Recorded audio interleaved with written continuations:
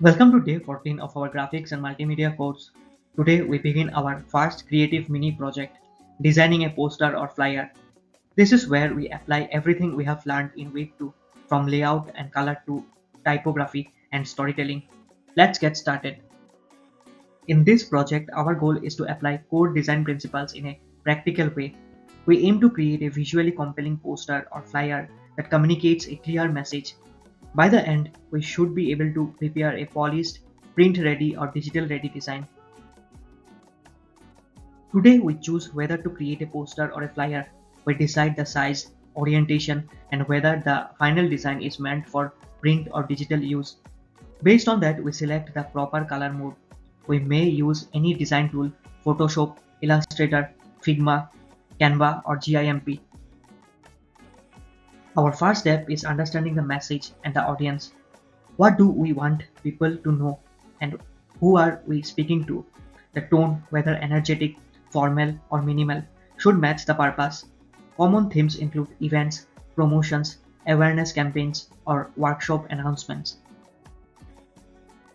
Before designing digitally, we sketch a simple wireframe. We map out the headline, images, body text, and logo placements. We also identify the focal point. Using the rule of thirds or a grid structure helps us create a balanced and organized layout. Next, we choose our color palette.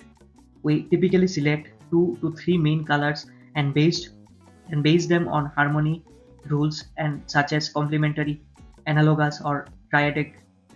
Contrast is important for readability, and we remember CMYK for print designs, RGB for digital ones. We then select fonts that support our message. Usually we use one font for headlines and another for body text.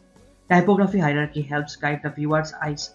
Our goal is clarity, consistency, and readability. Using too many font styles can distract from the message. For visuals, we gather high resolution images, especially if the design will be printed. We can source royalty free assets from platforms like Unsplash or Pixels.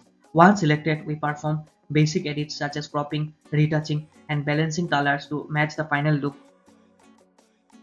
Now we begin constructing the layout based on our sketch. We place the focal point first, maintain alignment with grids, and apply principles like balance, contrast, proximity, and white space. If needed, we add a call to action, key details, or event information. To strengthen storytelling, we can use icons, subtle gradients, or overlays to improve readability. Visual elements like shapes or lines can guide the viewer's attention. The goal is to ensure every design choice supports the message and enhance clarity. Before finalizing, we review the design critically. Is the message clear within 3 seconds? Are the colors harmonious? Are margins consistent? Is every image sharp and clean? Peer feedback is valuable during this stage. It helps us catch things we might overlook. Next, we export our final design. For print, we choose a high quality PDF using CMYK and 300 dpi. For digital use, we export in PNG or JPEG with RGB colors and appropriate resolution. We also keep the original editable file so we can make changes later.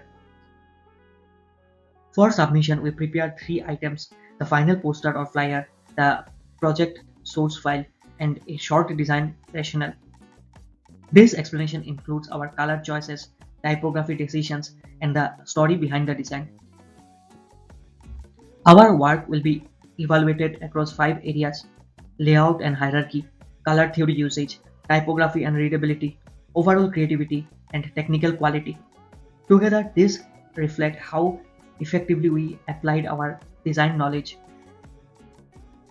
For those who want to explore further, we can try creating multiple color variations, adapting the posters to a social media format, or experimenting with minimal versus detailed layouts. This helps build flexibility and design versatility. With this, our mini project begins. Let's use everything we have learned in week 2 to create a compelling professional visual design. Time to bring our creativity to life. Thank you for your attention.